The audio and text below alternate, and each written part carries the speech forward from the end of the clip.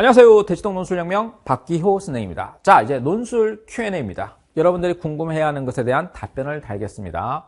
요게 여러분들이 요거 비공개 글로 이렇게 하다 보니까 다른 친구들이 볼 수 없어서 몇 가지 의미 있는 거, 질문들이 많은 거, 공통적인 것에 대해서 답변을 드리겠습니다. 국어를 정말 못하는데 5등급 끝자락이다. 논술을 해도 되느냐? 네, 하세요. 국어 5등급이면 정시로 원하는 대학을 못 갈 수 있습니다. 못 가죠? 그러니 논술 하세요. 근데 국어 4등급, 5등급도 논술 붙습니다. 근데 국어 1등급 논술 준비 안 하면 떨어집니다. 그러니까 이게 국어 등급과 논술은 인과관계가 없습니다. 큰 상관관계도 존재하지 않습니다. 이유는요, 국어는 객관식 시험이잖아요. 그리고 빨리 문제를 풀어야 되잖아요. 논술은 서술형 주관식입니다. 쓰는 방법을 알아야 됩니다. 그리고요, 또 2시간 동안 고민해서 독해하고 천천히 독해하고 글 쓰면 되니까 그건 연습하기에 따라 다른 겁니다.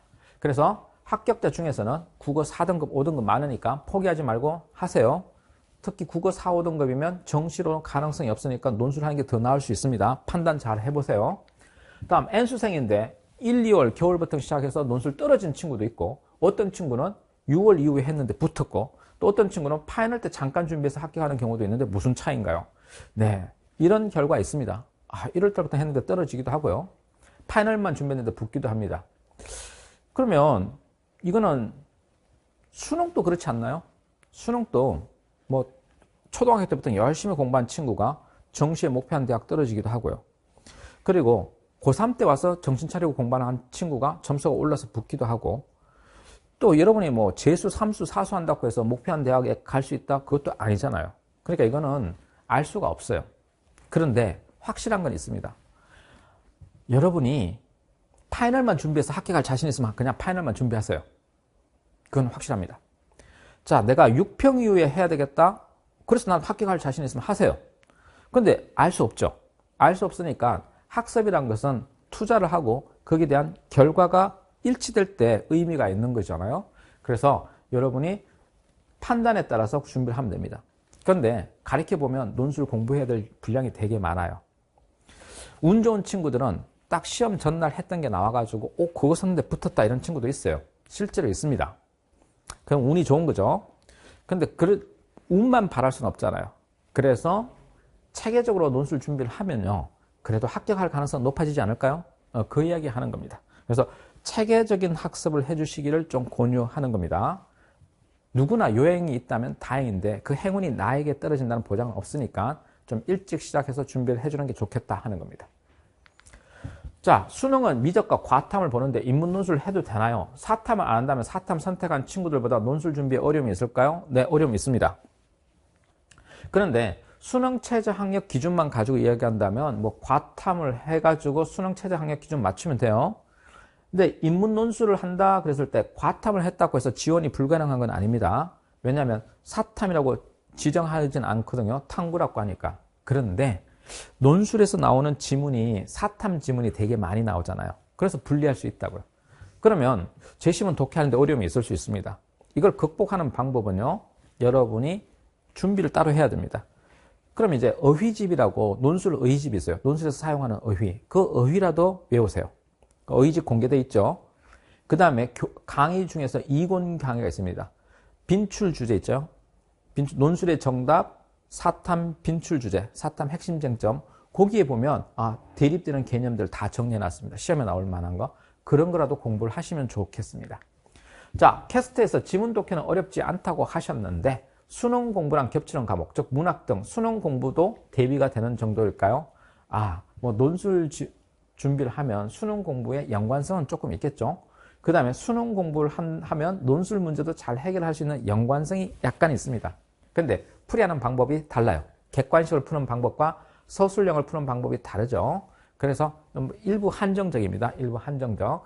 수능에서 문학 푸는 방법과 논술에서 문학 푸는 방법은 다르걸라. 그래서 이건 따로따로 준비를 하는 겁니다. 그러니까 글을 읽는 거는 똑같아요. 예를 들어서 운동 종목에서 마라톤을 하는 것과 그 다음에 100m 달리기 하는 건 다르잖아요. 호흡법도 달리는 주법도 다르잖아요. 그렇지만 공통적인 건 뭐예요? 기초 체력은 똑같잖아요. 그러니까 수능으로 합격을 하든 아니면 논술로 합격하든 기초 체력은 있어야 되고요. 그 기초 체력 중에 거기에 맞는 종목을 따로 호흡법, 그리고 달리는 방법, 주법 이런 걸 거기에 맞춰서 준비를 하면 됩니다.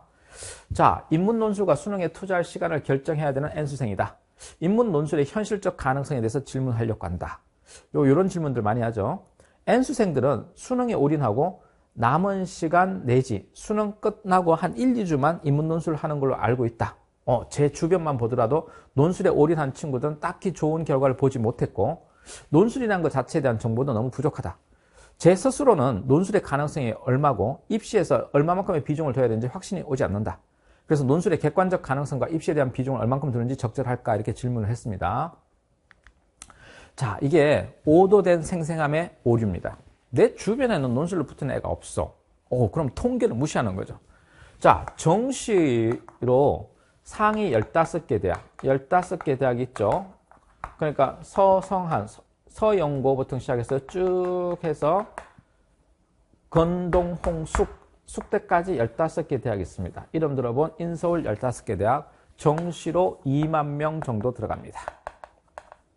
그럼 여러분은 정시로 붙는 2만 명 많이 봤어요? 주변에 많던가요? 자, 그런데 논술로 붙는 학생들이 4,500명 정도 됩니다. 그럼 이제 비중을 보세요. 뭐 대략 4대1 정도 됩니다. 4대1, 대략 4대1. 여기 정시로 붙은 애들이 4명이면 논술 붙은 애들 1명은 존재하는 겁니다. 요걸 못 봤다는 거잖아요. 그러면 통계를 전혀 무시한 거죠. 무시하는 겁니다.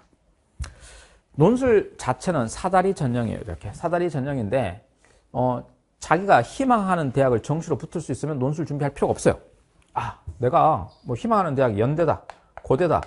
그럼 논술 준비하지 마세요. 왜? 정시로 갈 수 있다면. 이 2만 명 앞에 상위권 안에 든다면. 그런데 연고대를 정시로 못 가. 또는 내가 준비한 경희대를, 외대를 정시로 못 가. 그러면 논술로 준비하는 거죠.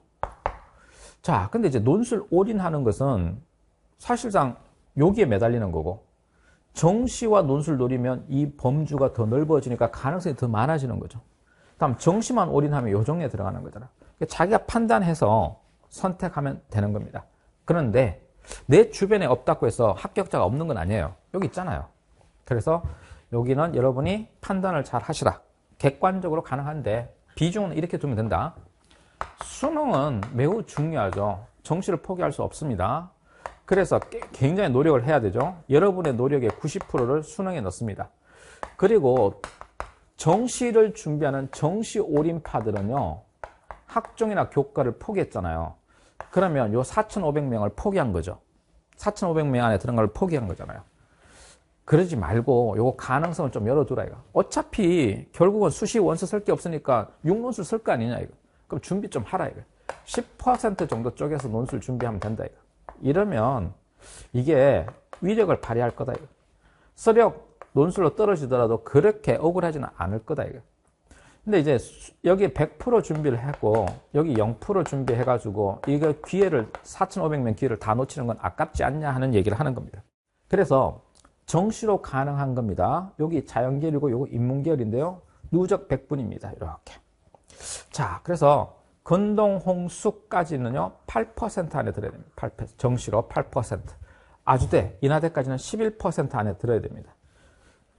그러면 수능 1등급이면 요 누적 1등급이면 여기까지잖아요. 4%대.